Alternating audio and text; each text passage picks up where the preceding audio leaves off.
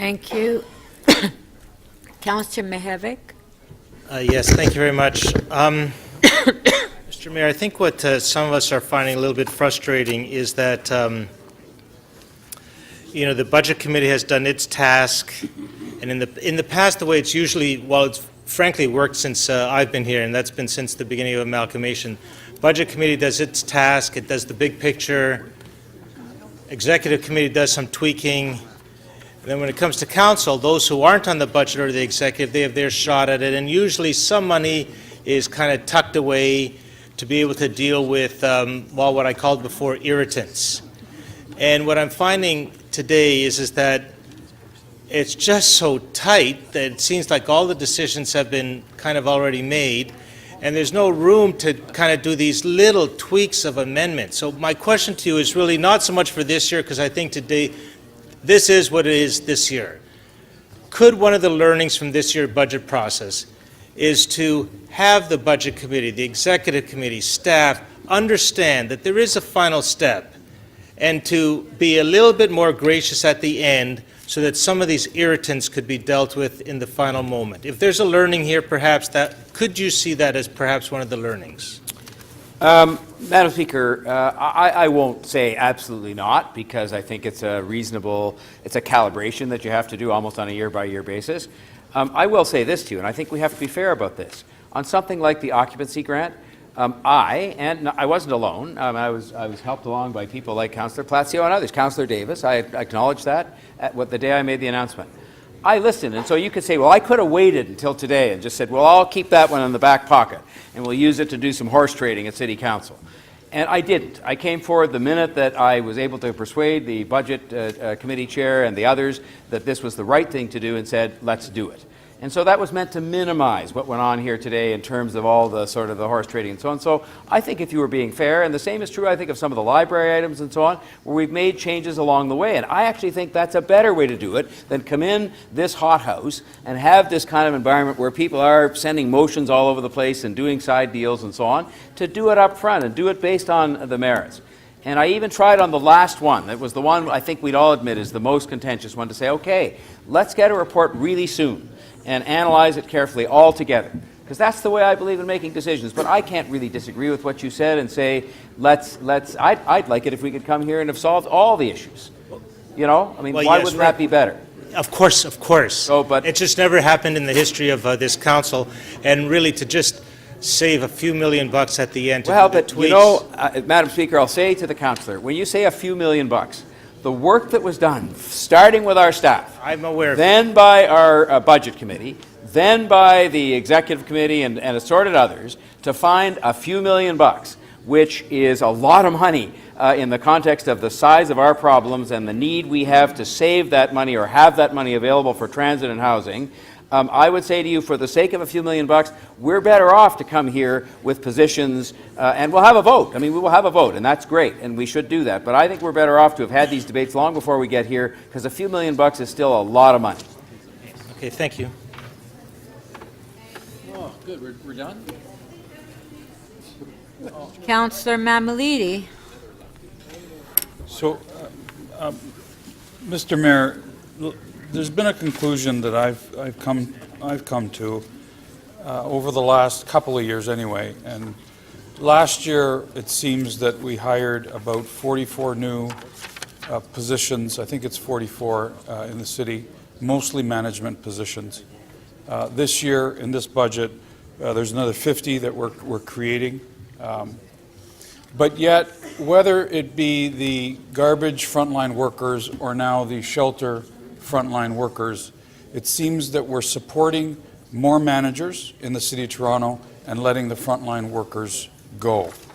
I just want your view on this, because I'm concerned that we're managing managers, and they've got a manager as well to go to, and everybody's managing each other, and at the end of the day we're letting the frontline workers go. Well, Madam Speaker, I would say respectfully to the councillor that unfortunately, for that point of view, it is belied by the fact that it was at my request and concurred in by the Budget Committee that we are embarking upon and have directed the City Manager to embark upon a 10% reduction in management over the next 3 years. But I believe, based on my extensive leadership experience in big organizations, that you don't do that by just declaring it so and sort of chop off somebody's arm or chop it off. You do it on a careful, considered way so that you can end up with better management and better service delivery, even with 10% fewer managers. So I would say the notion that, while I will say that I'm happy about the fact, I'm happy in the sense that I think it's a solid accomplishment that the budget complement for this year will be reduced 400 some odd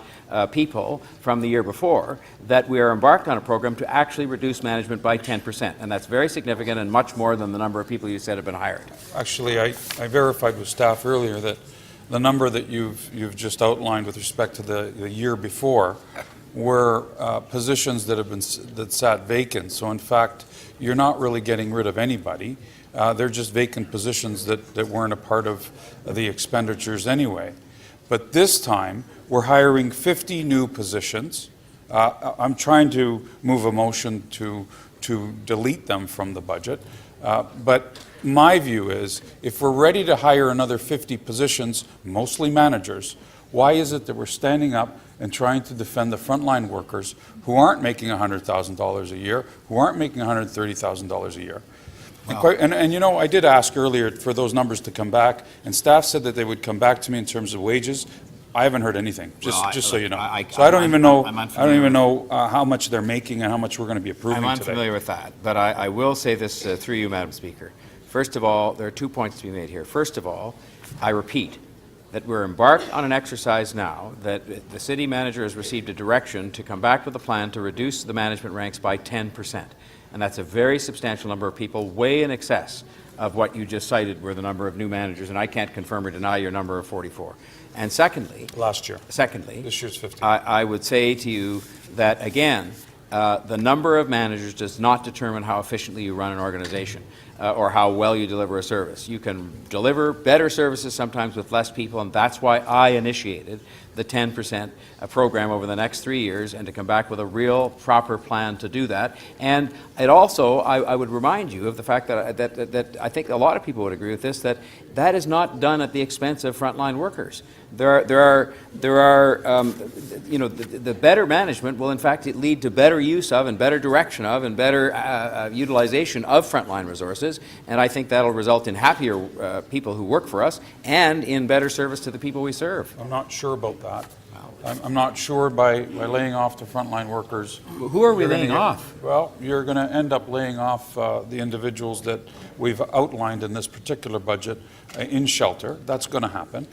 And you can defer or ask for a report in April or in June or whenever it is. At the end of the day, the budget's being approved today, and it's the frontline workers that are going to lose their job. Now, we have an issue with homelessness in this city. We all know that, and while some of us would like to see us do a better job in our shelter system, by laying people off, how's that making people happier? I don't understand that at a frontline level. I would be happy, Madam Speaker, to answer the question of how it's making people happier if in fact we were laying anybody off. And I would ask you, out of fairness to the material that you have in front of you, and out of the honesty that I think we all have the right to expect in this chamber, that you should, if you want to refer to the material, go ahead and take the time to do it, and then stand in your place and acknowledge the fact that no one is being laid off here. It explicitly says in the material that no one is being laid off here, that the people involved in these positions will be transferred to other. If we have to go on camera, Councillor Cressy, to read it, we can read it. No one is being laid off in the shelter, as the councillor suggested, and you know that's what it says. And so I would just say to you, Councillor Mamalidi, that you should not be misleading people into adding in here the specter of people being laid off. Snipping at everybody. Okay, Councillor Mamalidi, your time. Councillor Mamalidi, your time's up. You don't need to do that. You're asking me legitimate questions. Councillor Mamalidi, your time's up. Snipping at people and insulting people. Well, Councillor Mamalidi, if you read the agenda, if you read the material, you wouldn't be asking those questions. I'm not going to get into it with you. It's 10 o'clock at night. Okay. What are you, his goon? Are you his goon? Councillor McConnell? Councillor McConnell? Mr. Mayor, Councillor McConnell? I'm not his goon either. You're on. Thank you very much, but I don't appreciate those remarks to the mayor. So, Mr. Mayor, I think you stated very carefully and very clearly, as I understand it, that there will be no firings, no layoffs of anybody in any of these positions. Isn't that correct? The report says, and I'm probably committing a sin here, Madam Speaker, in that it's from these purple pages, but it says very clearly in the material that there will be no one lose their job. Right. That people might be transferred to a different position, but no one will lose their job. But And I take some heart from that, Yes. through you, Madam Speaker, in that I don't think you'll see these things happen like overnight, and Right. we'll have time to get this report that we've asked That for. was my question. That's And- perfect and- answer to my question that I was going to ask. I mean, Because by April, if I could put it that way, if no one is going to be put out the door or laid off, am I not correct that by the time we get to the report, we'll probably still have most of these or all of these people still in place, or the positions, or whatever, and we can make a proper analysis of it based on a new report from a new general manager? Was my thinking, Madam Speaker, through you to Councillor Deputy Mayor McConnell, that there might, and when you use the word most, I would concur in that, just in terms of saying it's reasonable to expect a couple of the changes might be made between now and April, but I doubt it's going to be made lightning fast. I wish things happened more lightning fast around here, quite frankly, I mean, on a broad range of bases. I But understand based on that. the usual pace of activity around here, we'll probably see most of those people in their jobs, because again, there has to be an alternate position found for them, and That's I don't right. think that's easy either, so. Right, and there has to be proper notice, But all the of those. material says sorts of very things. clearly, and I didn't know maybe Councillor Cressy was shaking his head furiously about something else. The No, material no. is very clear in saying people are not losing their jobs over. No, no, he agrees. He agrees. Okay. So, let me just ask you a different question. I did that. Mayor wanted. You're supporting the library hubs that are being put forward by Councillor Burnside, is that correct? Yes, And that would make the full Yes. funding of the... Yes. And on the one-on-one mentoring program, you're supporting that one as well? yes, I am. Thank you. So those are really my questions. Thank you very much Those are for my answering. answers. Thank you, Deputy Mayor. Thank you. Councillor Wong Tam. Yes, thank you very much, Madam Speaker, and through you to the Mayor. Mayor, are you aware of the equity impact to the long-term care homes and service cut? Do you know who those individuals that will be most impacted? Are you talking about the clients, the residents, or are you talking about this on a staff basis? No, on the residents, the service to the Well, residents. I'm aware of the fact that the service in a long-term care facility is provided to the residents, so yes, I'm aware of that. And again, we just had an interesting discussion back and forth between Councillor Perks and myself, where, you know, I don't want to put words in his mouth, but he was advancing the view that that the arrangements that are suggested in the material put forward by our professional public servants of necessity mean these people will be provided with lesser service. And I read the materials to say something quite different, was that in fact, while the service might be provided differently, obviously it will be, that it will not be lesser service, it will be service that allows these people to be properly cared for and at the same time not replace people who are taking training courses. So, Mr. Mayor, would it surprise you that the actual impact, as reported by staff, is that the individuals who will be impacted, the impacted residents, they describe them as persons with disabilities, persons with low income, and seniors, and that the reviewers of the equity impact, they concluded that those proposed cuts will diminish the physical health and the quality of life of care provided to residents reliant on long-term care. Madam Speaker, through you, I know I'm not supposed to ask the questions but answer them. Could you help me with where you're quoting from? Because I didn't read that in my, It's in where, the, where are you quoting from? It's actually in the equity impact report. Well- So it was distributed through the budget process. Oh, yes, okay, I remember that. But it's not in the recommendations that actually came with the proposed change for the 17,000 hours. No, but it was part of the overall process, is that if we're going to make these cuts or service adjustments, we So, asked them for a social If you equity took that impact apart, statement. Madam Speaker, and again, if you took that apart, I acknowledge the fact that the people by definition who are in the long-term care homes are disabled people. In our city-run homes, they're often people who are of a lower income, and they are older people, of course. I mean, by and large, there's some exceptions to that.